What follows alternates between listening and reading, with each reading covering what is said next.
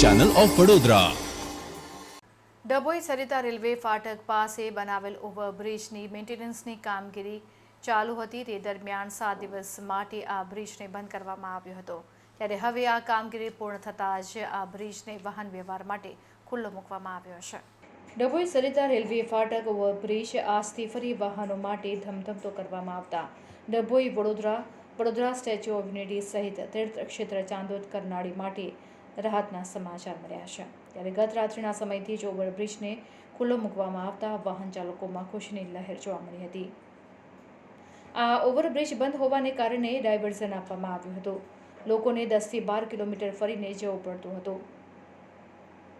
ત્યારે હવે સરિતા રેલવે ફાટક ઓવરબ્રિજ ફરીથી શરૂ થતાં હવે વાહન ચાલકોને ફરીને નહીં જવું પડે।